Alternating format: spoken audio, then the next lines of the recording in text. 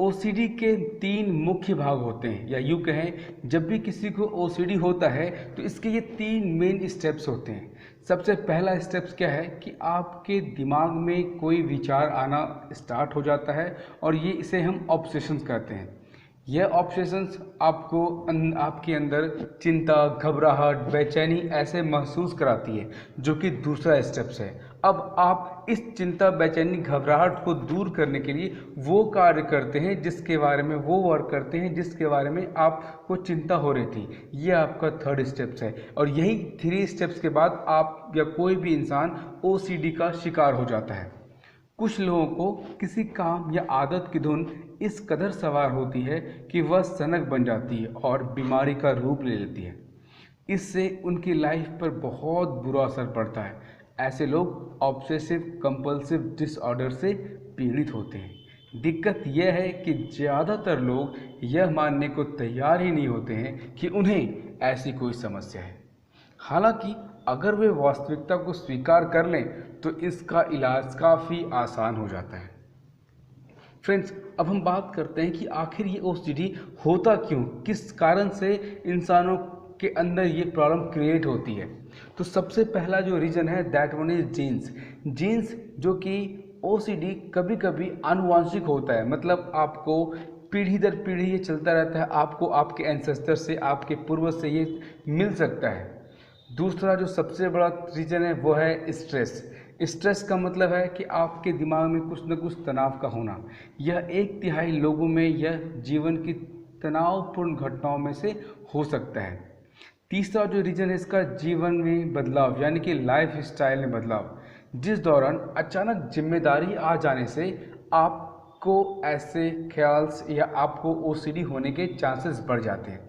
जैसे आप किसी की नई नई शादी हुई है, उनके ऊपर रिस्पॉन्सिबिलिटी बढ़ गई है, या फिर नई जॉब का लगना, या फिर कोई वुमेन किसी बच्चे को जन्म देती है तो उसकी रिस्पॉन्सिबिलिटी के कारण उसके दिमाग में ऐसे ख्याल आने स्टार्ट हो जाते हैं। इसके बाद जो है दैट वन इज मस्तिष्क में बदलाव। इसका मतलब ये है कि आपके ब्रेन के अंदर बहुत सारे केमिकल्स होते हैं। मैंने इसके ऊपर बहुत सारे वीडियोस बनाए हैं, आप चाहें तो देख सकते हैं। अगर उस ब्रेन केमिकल्स का भी कुछ इम्बैलेंस या मिसबैलेंस हो जाए तो भी आपको ओसीडी का शिकार हो सकते हैं। इसके बाद जो रीजन है दैट वन इज पर्सनैलिटी, आपका व्यक्तित्व। अगर आप बहुत साफ सुथरे, अत्यधिक ध्यान से या व्यवस्थित तरीके से काम करने वाले और ऊंचे नैतिक सिद्धांतों वाले व्यक्ति हैं तो आपको ओसीडी होने की ज़्यादा संभावना है। यह गुण प्रायः मददगार होते हैं, मगर बहुत ज़्यादा बढ़ जाने पे ये ओसीडी हो सकता है। इसके बाद जो आता है वो आता है आपके सोचने का नज़रिया। लगभग हम सभी को कभी ना कभी अजीब या कष्टकारी विचार या दिमाग में कोई पिक्चर्स आते हैं, जैसे कि क्या होगा अगर मैं कार के सामने आ जाऊं, या मैं अपने आप को नुकसान पहुंचा दूं, या हम में से ज़्यादा लोग शीघ्र ही ये विचार त्याग कर अपनी ज़िंदगी में जीते हैं।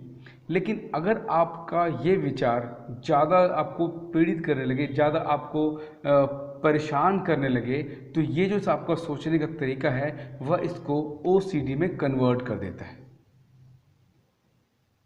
अब बात करते हैं कि आखिर ये ओसीडी खतरा कब बन जाता है। जब कोई भी आदत, बर्ताव या सोच आपके रूटीन को प्रभावित करने लगे तो समझ जाए कि आपको इलाज की ज़रूरत है। दरअसल ओसीडी में बहुत व्यक्ति बीते हुए कल और आने वाले कल में जीना शुरू कर देता है। उसे हर समय यह चिंता लगी रहती है कि मैंने ऐसा क्यों किया या फ्यूचर में कुछ गलत ना हो जाए। इससे जुड़े इलाज का मकसद वर्तमान पर फोकस करना, मतलब उन्हें जो भी ओसीडी के शिकार हैं उनको ये वर्तमान में जीने को सिखाना इसका ट्रीटमेंट है। बच्चों में ओसीडी के लक्षण आमतौर पर किशोरावस्था या युवावस्था दिनों में दिखने शुरू होते हैं, लेकिन छोटे बच्चों में भी कई बार ओसीडी जैसे लक्षण दिखाई देते हैं। हालांकि कई दूसरे डिसऑर्डर जैसे ऑटिज्म और टॉरिटस सिंड्रोम आदि के लक्षण भी ओसीडी की तरह दिखाई देते हैं। ऐसे में बच्चे की समस्या के मामले में किसी भी नतीजे पर पहुंचने से पहले पूरी मेडिकल और साइकोलॉजिकल जांच बहुत ज़रूरी होती है।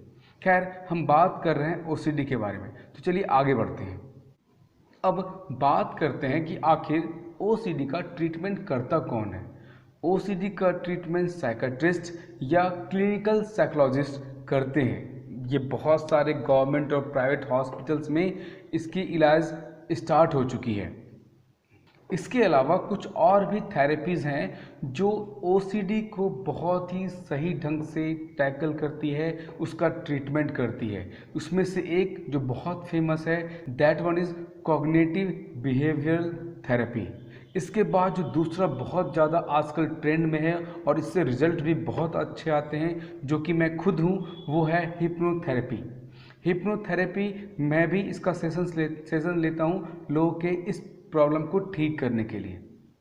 ठीक, इसके बाद कुछ और भी चीज़ें हैं, कुछ और भी थेरेपी हैं जिसका अभी और भी इस पर एक्सपेरिमेंट हो रहा है ओसीडी को कम्प्लीटली ठीक करने के लिए, जिसमें से एक आता है डीबीएस। इसका मतलब है डीप ब्रेन स्टिमुलेशन।